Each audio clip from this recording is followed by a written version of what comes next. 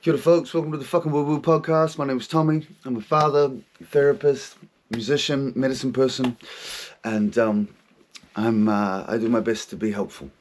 I'm going to talk today about polyamory. I'm going to talk today about ethical non-monogamy. And I'm going to tell you my personal story about it because, as you know, I'm not really a research guy. I'm not really an academic, and it's much better if I just tell you what's happened to me in my life than I try and fucking tell you the theory of something according to some objective standard or some consensus that has been agreed upon by academics and scientists and experts. Because if I try and do that, I am going to steer you wrong. And I also know that I did a podcast about sex in the last season, and I was halfway through talking about. I wasn't even halfway through. I'd just begun talking about kink and sub-dom dynamics, and I went off on a full fucking exploration of my men hating issues. And so I didn't do the topic any justice. Now I'm not going to go into kink or sub-dom stuff now. In fact, I'm probably going to do that with a guest. Because I just don't have enough information. I know nothing about it really, but I didn't properly articulate in that last episode that I had a change. Instead, I talked about why it was hard for me to have a change, but I didn't come out and say I do really get it. I mean, I think I said that much, but I didn't say enough about what I get about it, and so I just kind of left it there as if I still had this perspective that any man who indulged in those kind of things was an asshole and couldn't be a feminist, and that's not what I meant to say. And I specifically asked a couple of friends to watch it, and they had a lot to say about that episode. And much to my surprise, no, not to my surprise at all, they're the friends who I want to come on and talk to me about it for you guys. Anyway, but so I'm going to avoid. I'm going to leave that topic, and I'm going to talk about polyamory. So. First thing I should say is, I just wanted to say to the mother of my children. I don't know that I don't think she watches the podcast, but I always refer to her as the mother of my children, rather than my ex, and that was partly because most of the first season was all about my ex, and I was referring to. I'm not using names when I can avoid using names. You know, like I just. Trying to be respectful and mindful of people's anonymity and you know, stuff like that. But it was easy to call her the mother of my children rather than my ex. And to be honest, I never call her my ex. I always call her the mother of my children. And I think I was saying things like, well, there's the mother of my children, and that's all I'd say about her. And then I talk about my ex as the most profound, magical love of my life. And I just don't think that's the nicest way. One's the most love of my life, one's the mother of my kids. I just didn't feel that respectful. So I just wanted to say the mother of my children was the love of my life for many, many years. For many, many years. And it was the most profound romance of my life for many, many years. I was so in love with her that even after many years of not really having a sexual relationship, we still wanted to get married and we still wanted to have kids. We had such a deep love, and we've created these three incredible humans together, and we have a beautiful friendship, and that friendship has ebbed and flowed in terms of how awesome the friendship has been. But we're really lucky right now to be quite committed to honesty and checking in with each other regularly, and our friendship is in a really beautiful place. And I'm so grateful for her, and so grateful for that romance and the children that it produced. It's also true for me to say that the last romance I had with my partner that ended, we were together for 2.5 years, was the most beautiful romance, because as I've grown as an adult and as I've become more aware of who I am and what I believe and what I need and what I value, I guess I'm more able to attract into my orbit people who are more complementary of that. And so the last person I was with, our compatibility on a bunch of different levels was just a higher level of compatibility, you know, personality wise and other areas. And so that's why I, you know, said that. But one of the lessons I learned from polyamory is that it's so much more beautiful to just say our relationship is beautiful or you are beautiful. That's actually a deeper compliment than saying you're the most beautiful or that's the most special. And I think I have a mind, and many people have a mind, when we go for compliments, we like to use words like the most and the best. It was the best sex I've ever had. That was the most of this. It was the most that. And that immediately creates a comparison. It's like, compared to other things, you're better. And I think somewhere along the line I got taught, or I developed it myself, that if I tell someone they're better, you're not just beautiful, you're more beautiful than anyone else. You know, our relationship's not just special, it's the most special. And that is like the higher compliment. But in polyamory, when you're dating multiple people, if you're telling one of the people you're the best, you're the most, that's not that respectful to the other people. And I kind of intuitively knew that when I came into polyamory. And I just kind of knew that I was dating someone who'd been polyamorous for years, and I just kind of knew those compliments wouldn't land. I could tell that would be disrespectful. She actually had a partner who she called her nesting partner, and they had a child together. And I knew it wouldn't be respectful to him if I started talking about us being the most, or that sex being the best.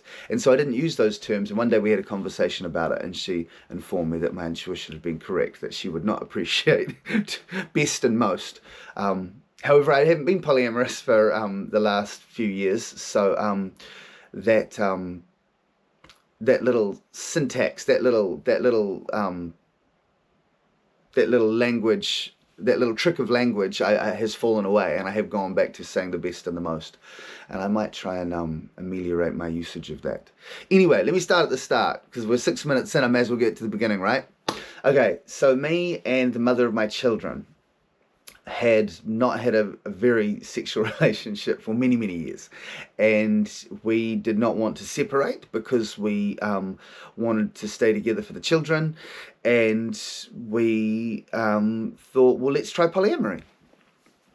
And so we had one false start, where I met a couple of people but never had sex. I think I met someone and I was maybe getting to the point where I might have sex, and then my partner at the time said, the mother of my children I'm talking about this time, said, no, actually I don't want to do that, please call that off and let's just work on us. And so we did that, and we worked on us, and we got into a much better place actually. And then we tried again with polyamory. Because we were never able to reignite the sort of the sex life, the passion between us. You know, that was never a big part of our connection, for most of the relationship, to be honest.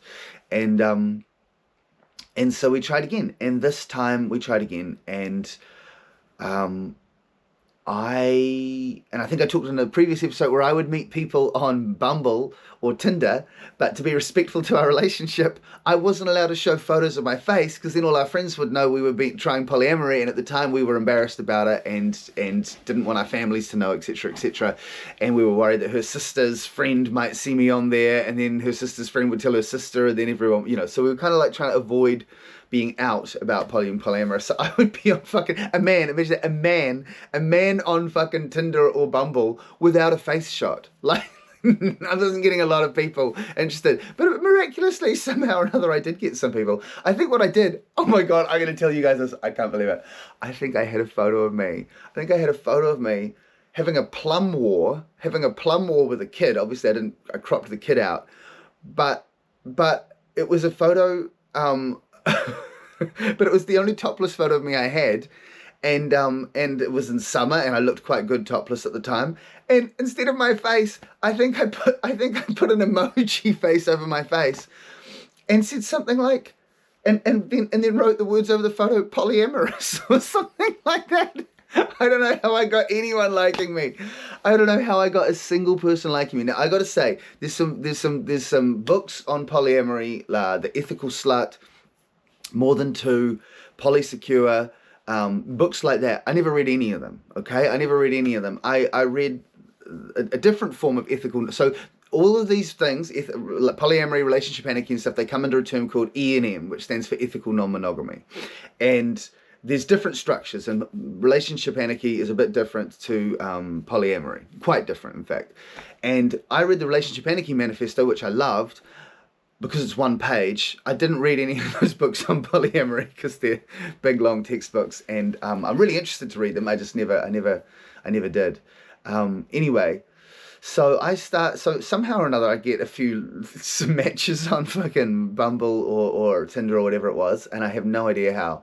And I see a few people, And what happens every single time is, after a few weeks, they're like, yeah, they're like, oh, so you're polyamorous, tell me more about that, blah, blah, blah. Oh, yeah, maybe I could try that, la, la, la. And then they're like, nah, I'm going to fall in love with you, and you've got a wife, and you might see other people. And I'd say, well, I don't need to see any. So I wasn't really polyamorous, okay, guys? Here's the thing. Some people are polyamorous, they say, by orientation, like being, like, you are gay, or you are bi, you are polyamorous. Like, that's the structure that works for you. Other people are polyamorous by necessity or by situation, and I was definitely in the former category. No, I was in the latter category. And so I was, anyone who I'd meet, I'd say, well, I don't need to see anyone apart from my wife. Like, I'm not getting divorced, but we don't really sleep together that much, so ostensibly you would just be like dating a single guy, except that, I can only see you a couple nights a week. That was kind of my pitch. Which is so not polyamorous. It's not even really, I mean, it's ethical non-monogamy, but it's certainly not relationship anarchy or polyamory.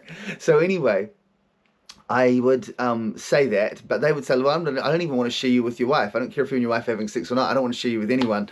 And so they'd end the relationship. I actually had two girlfriends. Who, one of whom I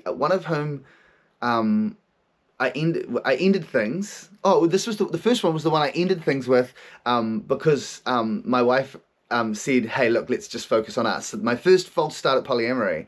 I ended up then hooking her up with one of my closest friends. I said, "Hey, you know that guy who's at my concert who you were chatting with? Well, he thinks you're cute," and I hooked him up. They ended up getting married and having a kid.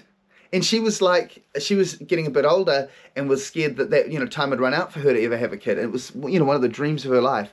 And so by being in a polyamorous relationship with me for about 2 weeks, she ended up meeting her future husband and had a child. And then another woman, the exact same thing happened. She said, "Oh no, Tommy, I'd never be with anyone else. You can be with other people if you want, but I just want to be with you." And I'd say, "Oh, that's probably not going to work, like, for you. Like, that's I don't, like I said, I'm really loving spending time with you, but you should be with other people too." And she was like, "No, I only want to be with you." And I was like, "Oh." Like, my ego liked it, but I just knew that wasn't ethical or going to work out very well. And so I said, "I really think you should probably, And so so after about 2 weeks, she goes, "Hey, my friend wants me to go to this concert, and there's a guy going to be there, but she's wanting me to meet the guy because she thinks that him and me might click." And I said, "You should totally do it." And she goes, "I want to tell her no, I'm just only interested in you." And I was like, "No, go do it. Go fucking do it." And so she went and did it. And then she comes back and she goes, "Hey, I really like the guy, but I'm totally into you, and I don't want to blow anything with you. Do you think?" And I said, "I totally think you should date this guy. Look, I'm not available." I could tell, right? I could tell she wanted the marriage, the long-term thing. You know what I mean? And then I knew I couldn't give it to her, and I didn't want to hold her back from it, so I could, be with her for a bit longer. Like, no way.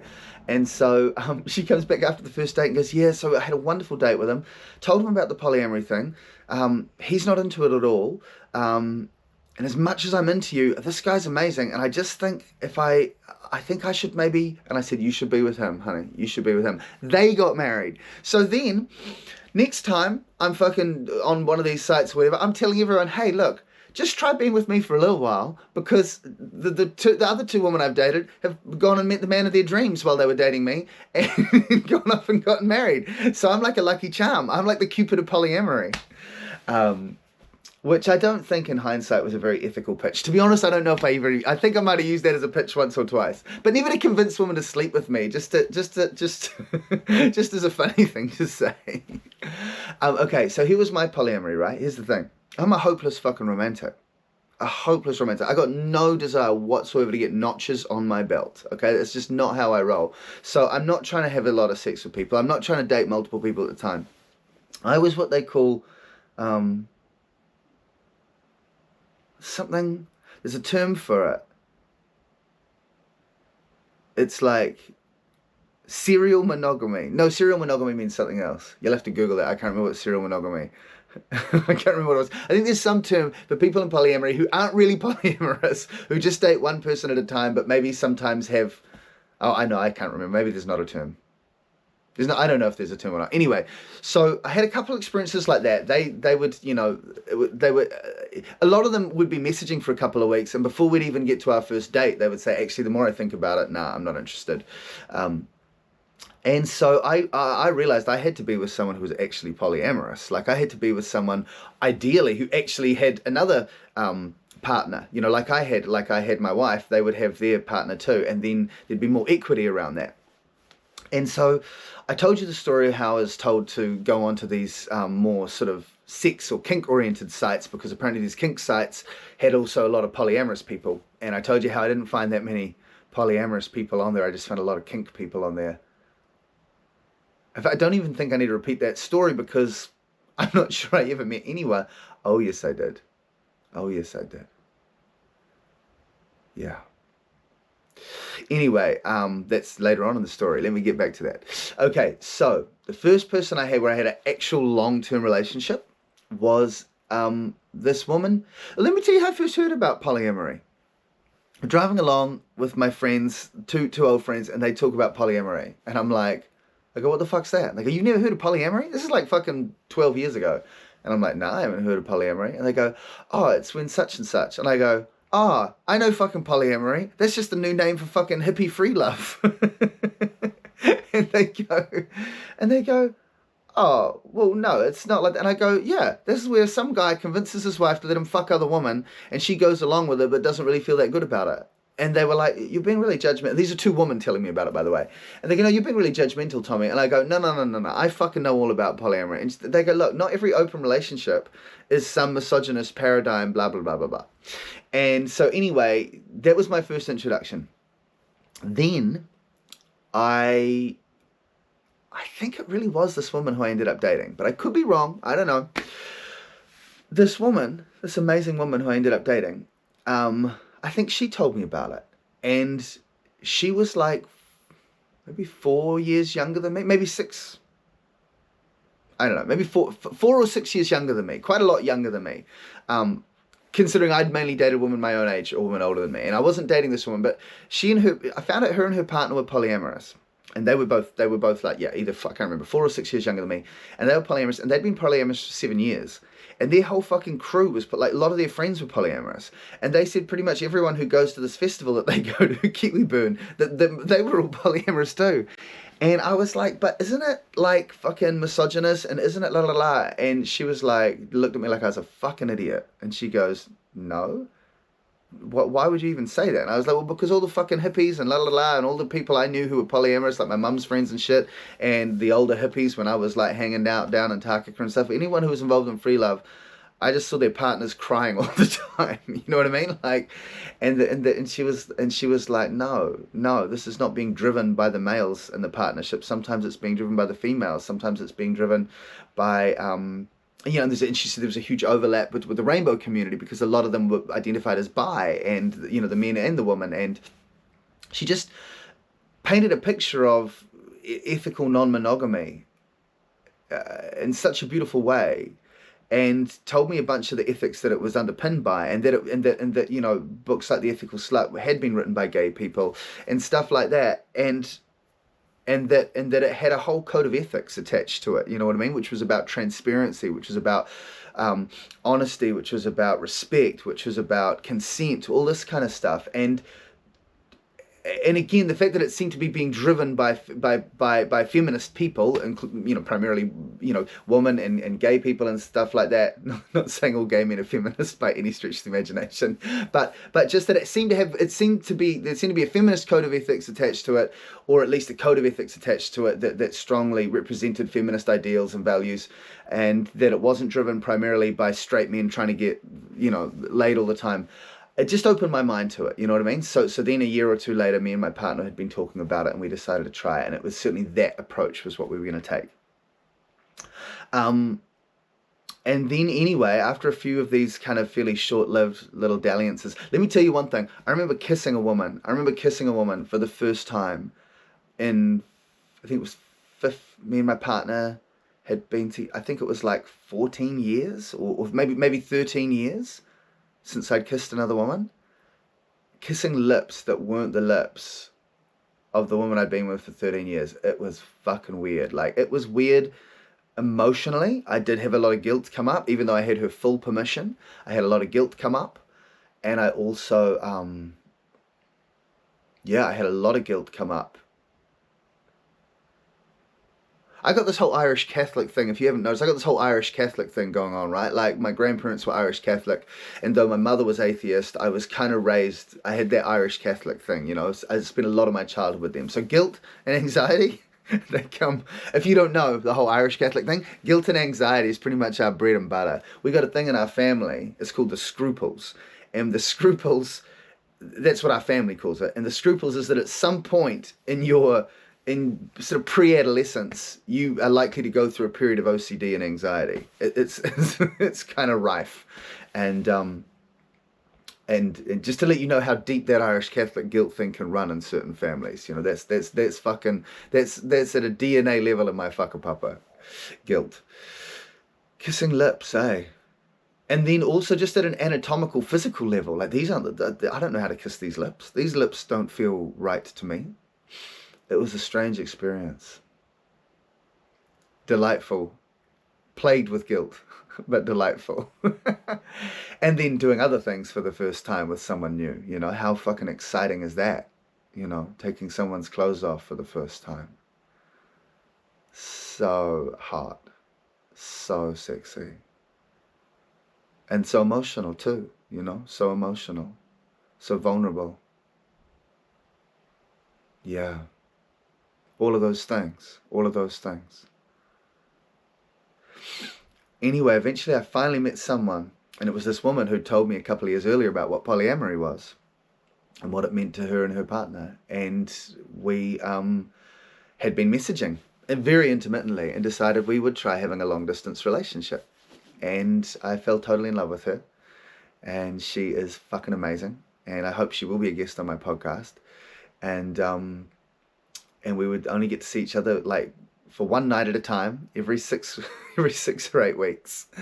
And she basically gave me a fucking, if not a master's degree, at least a Bachelor of Arts on ethical non-monogamy and how to do it well. You know, she was younger than me, but she was my mentor in this field. She told me all the, you know, we messaged every night and stuff like that, and so we had a lot of contact. I think later on she said that messaging every night's not sustainable for her, so we had a bit less contact, but we had a flood of contact at the start, and she led me through a lot of things.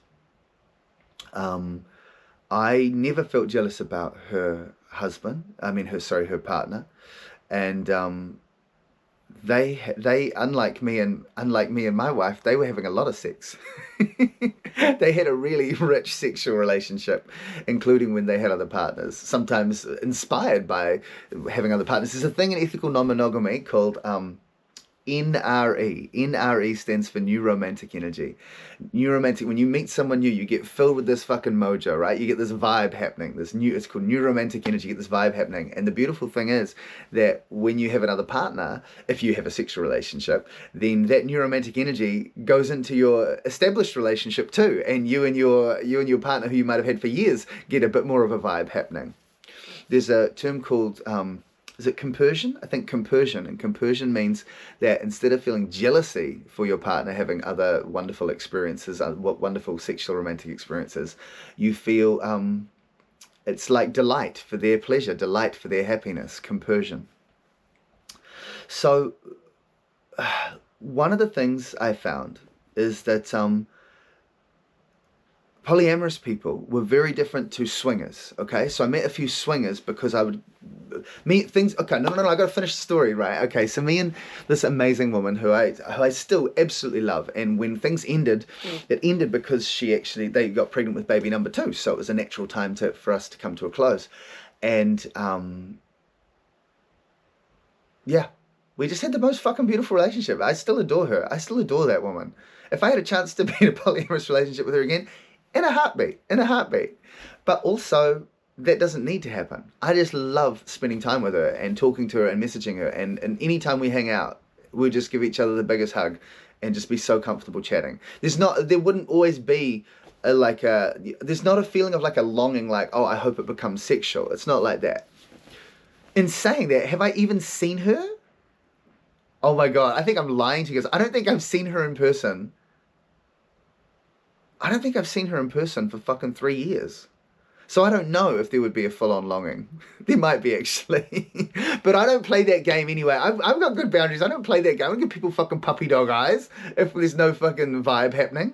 It would be so lovely to see her. Anyway, we've stayed friends. We've stayed friends this whole time. But there was a period. Okay, so here's the thing. I never felt jealous about her husband. I did, however... She started seeing someone else about a year and a quarter or a year and a half into our relationship. She started seeing someone else and I went fucking nuts. I was happy for her. I was happy for her to see someone else, but I suddenly started thinking, will that mean I get less time? Well, what if she falls in love with this person more than me? La, la, la. And I never had that with her husband. Sorry, I keep calling her husband, her partner. But I did have it about this new person that came into her life. I was totally insecure about it. And that was the first time I had to do my polyamory work, because my partner hadn't, the mother of my kids hadn't seen anyone else at that time. By the time the mother of my kids saw someone else, I didn't have any feelings about it apart from compersion, apart from happiness for her, because I'd seen a few people and I wanted her to have that experience too. And I'd encouraged her actively to do it, but she just didn't have much interest. I tried to give her equity of time, so that she got the same free time from kids that I had. But she wouldn't want to use that time for dating. She'd want to use that time for sleeping and rest. I think I was feeling, after many years of not having a sexual relationship, I would go a week without sleep in order to have one date with someone. You know what I mean? With kids and stuff, with young kids, sleep is hard to come by. But I was at a point where I needed. Again, no disrespect to the mother, to my ex, but to the mother of my children, but not being with someone and not having sex for a number of years. As a feminist man, I was like, no, that's fine. Of course, that's fine. That's just what happens sometimes, and la la la. But it did actually start to affect my self-esteem. Like, I did actually start to feel like maybe I'm not attractive, maybe I'm not desirable, and that wasn't her fault, and it certainly wasn't her intention, But yeah, that was hard. That was hard. One of the things she said to me when we opened the relationship was, she said, Tommy, I know what a good man you are. She said, I know you would never cheat on me. You know, you would never betray me. And that's why I feel safe doing this, you know. I feel safe us choosing this because I want you to be able to have a sex life. And I know you would never betray me. And you haven't had much of a sex life for a long time. And I'd like you to be able to have that. It was so beautiful and generous, and I don't want to say what it was like for her, but I would say that she managed to tolerate or process the jealousy or insecurity, if it brought it up, incredibly. And the only times she ever got upset about anything was when I kept things from her. And I never kept anything from her I never kept anything from her like serious, but I would just delay telling her things because I felt so guilty. Even though I had her permission, I feel guilty that I wouldn't tell her. So I think once I'd gone from kissing to having sex with someone, and I told her a week after it had happened rather than the night it happened or something, I would always just feel like a guilty little boy. So I think I told you, when I had OCD as a kid, one of my OCD symptoms I would go to my mum every night and confess my sins of the day, the sins of a 7-year-old, right, which was nothing. But that guilty feeling came back to me, and I had that, and so I would delay telling her things. And a couple of times my delaying telling her things really hurt. Those were the main mistakes I made. So anyway, I had to go through this period with the first long-term relationship I had in polyamory, where she started seeing someone else, and I went into 2 or 3 months of full-on grief. She wasn't splitting up with me. She had no intention of splitting up with me, but I went through a period of probably a month, and I wrote like 20 polyamorous songs, and I'm going to play one of them for you at the end. I'm going to play one of them for you now, because instead of doing a freestyle, I wanted to play you one of my original songs. This is a song about polyamory, and I think I'm about ready to play that now.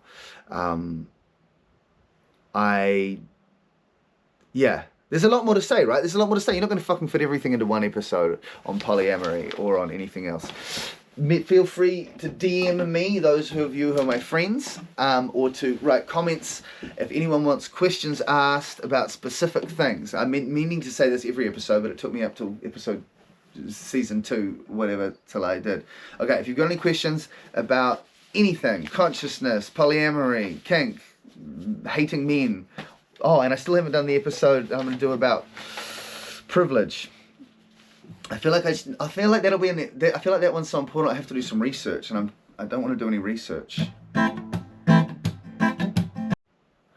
Halfway through recording the fucking song, it ran out of battery. And now I realized, well, I'm just going to have to like splice the end of that off. And then I thought, well, if I want to learn how to splice the end of that off, then from now on, if I say some shit that I regret, I'm just going to stop recording and start a new clip and splice off the end of it. And so my very next podcast, I took myself into a fucking black hole, and which you'll see in the next episode. And I have to talk for 5 minutes and just going, fuck, I've got to throw this whole thing away. I was like, no, I'll just chop off the end, like I'm going to have to because of the song. So the battery running out was actually a good thing. And that's a metaphor for life, right? Sometimes you think, why the fuck is this happening to me? And then you just need to reframe that. Instead I should be asking, why is this happening for me? So I can learn a valuable life lesson about how to edit podcasts in future. I actually don't know if I am going to be able to learn how to chop shit off, so you may never see this, but hopefully hopefully that's easy as fuck, right? Like that should be one of the easiest things to do on a free editing software program.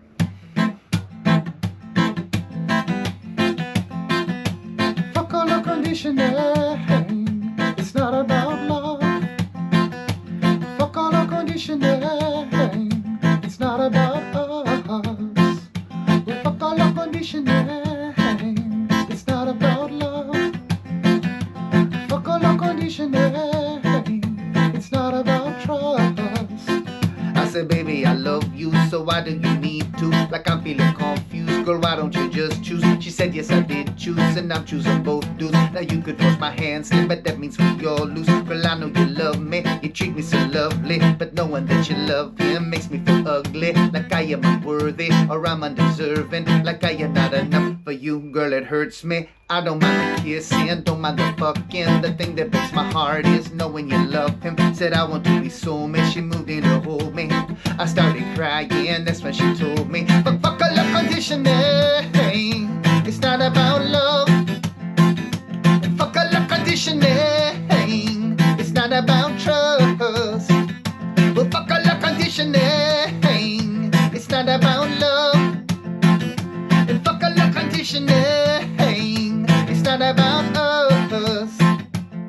It's like a throwback, baby, I know that these concepts are just so classified like a bear trap. You know I kinda like him, he's not the problem. It's just inside my pride, I ought to fight him. Inside my heart, girl, I know love is just loving, but deep inside my mind's all this pushing and shoving. She said, love, but what we do is we rise above it. If we give in to fear, then we'll be left with nothing. I felt that I'm a soul, and then I felt it folding. Told her I love is golden, so I keep things open. Why won't you just console me and say it's me only? She looked me in my eyes, man, that's when she told me, but fuck all the conditioning, it's not about love. And fuck all the conditioning, it's not about trust.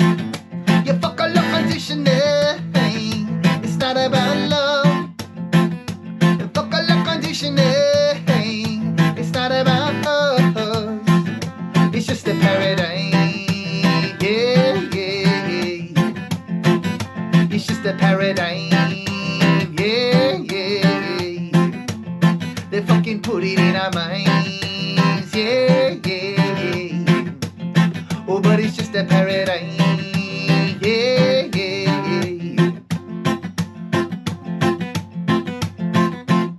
I was told as a kid, love just one. The things we learn as children, they hold us so strong.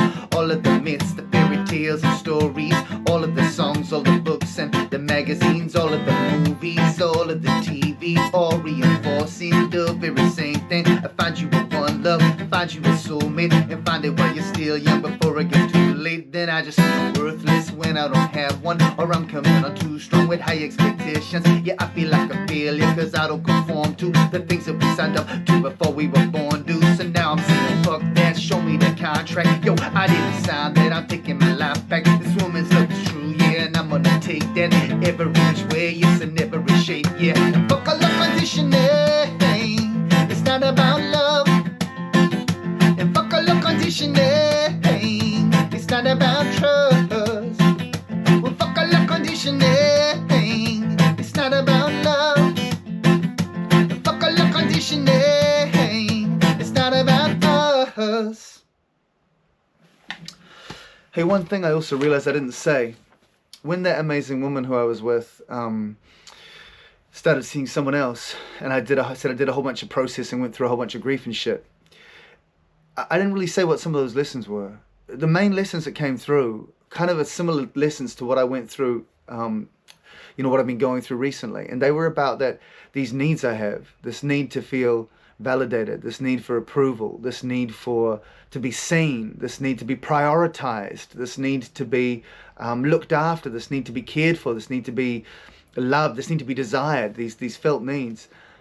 The lesson I got back then, and I did a lot of work on them. I clearly didn't nail it. I didn't clock it. I didn't finish the work.